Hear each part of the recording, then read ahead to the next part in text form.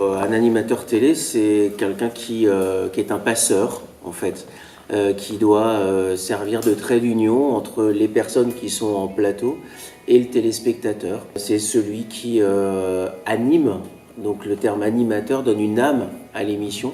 Il y a une vraie différence entre présentateur et animateur pour moi. Moi, je me sens plus animateur que présentateur. C'est à la fois divertir celui qui nous regarde et l'informer. Pour moi, l'un ne va pas sans l'autre quand on est animateur. On présente un JT, on anime une émission. Il y a autant de, il y a autant de méthodes de travail que de présentateurs ou que d'animateurs. C'est-à-dire qu'il y a ceux qui vont avoir besoin de travailler beaucoup. Il y a ceux qui vont avoir besoin de travailler moins, il y a ceux qui vont travailler avec leurs invités, il y a ceux qui vont travailler avec des assistants, il y a ceux qui vont vouloir travailler seuls. Moi, j'ai besoin, avant d'aller à l'antenne, d'en savoir plus que ce que l'on va pouvoir dire. La frustration n'existe que chez celui qui sait qu'il peut en dire plus. C'est d'accompagner les téléspectateurs pendant un temps où on est au début de la journée. Cette émission, si on la faisait en début d'après-midi, elle serait différente. Le début d'après-midi, c'est un temps de pause, c'est un temps un peu creux, c'est un temps presque d'ennui pour certains, donc on la bâtirait différemment. Le matin, c'est un temps de démarrage. Il y a ceux qui se lèvent, il y a ceux qui sont déjà au boulot, il y a ceux qui en reviennent.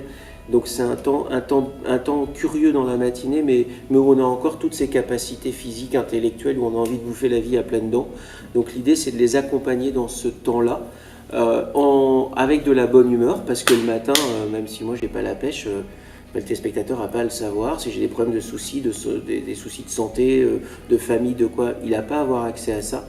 Donc on doit donner le change. C'est la vie de tous les jours, mais comme on en parlerait avec des potes autour d'une table de bistrot, quoi. Direct, c'est hyper énergisant, en fait. D'abord parce que quand on prend l'antenne à 9h50 et 12 secondes, même si on est prêt à 9h48, on ne va pas la prendre. Et si on veut la prendre à 9h48 et 15 secondes, bah c'est trop tard. Donc on est à la seconde près en permanence. Ça crée un esprit d'équipe encore plus fort. Ça soude tout le monde. Ça donne une espèce de... C'est très compliqué à expliquer le direct, mais il y a quelque chose de physique. On ressent quelque chose de physique qu'on n'a pas quand on enregistre. L'enregistrement, souvent, il y a une espèce de nonchalance, un truc qui traîne, il y a toujours quelque chose qu'on peut améliorer, ça prend du temps. Le direct, on y va. Et quoi qu'il se passe, on y va. Et c'est la vie. Ça ressemble à la vie.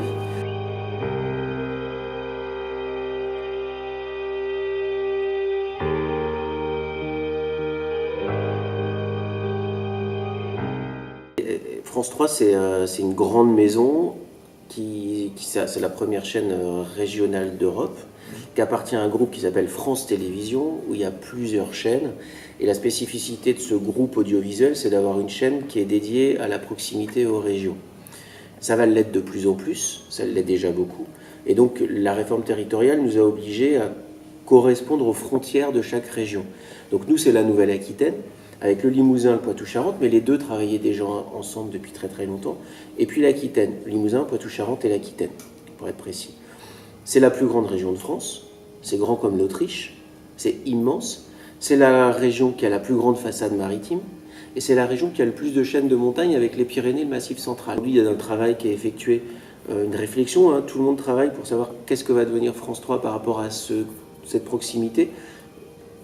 Et dans l'air du temps, l'idée qu'on fasse de plus en plus de proximité et de plus en plus de programmes régionaux.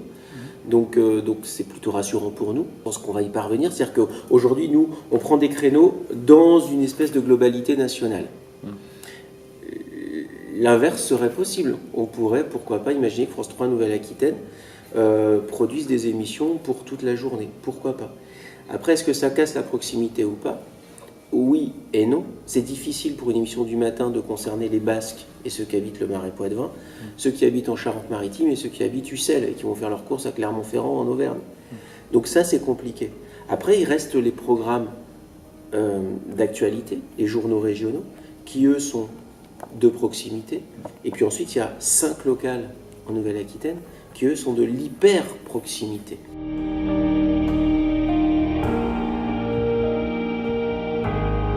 Si on prend l'exemple de 9h50 le matin, quand on parle, il y a un truc qui est en train de se passer, c'est que Bon, il y a plus de page Facebook de l'émission, mais il y a des pages Facebook antennes, et moi j'ai un compte pro. Et sur mon compte pro, il y a des gens qui sont arrivés et qui échangent entre eux.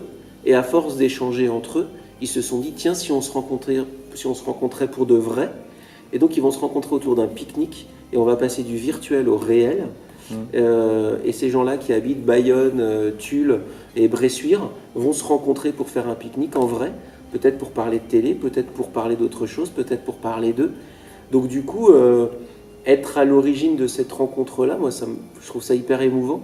Ils m'ont demandé d'y être, en fait j'y serais pas, parce que je pense que je polluerais leur rencontre. Je serais la personne de plus qui serait une personne de trop. Et je pense que je leur gâcherais leur rencontre à eux. Et ça leur appartient. Donc ouais, les réseaux sociaux peuvent prendre ce relais-là.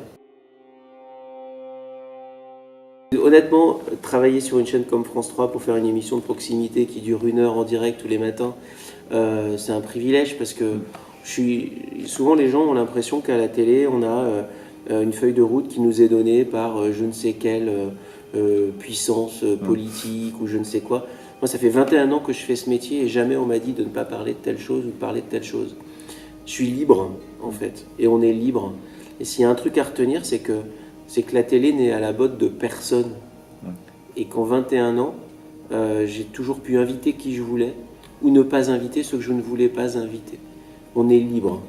Et c'est certainement ce qu'il faut retenir parce qu'aujourd'hui, avec les réseaux sociaux, les fake news, on a l'impression que les médias répondent à des attentes, organisent des peurs, des machins, orientent les pensées des uns des autres.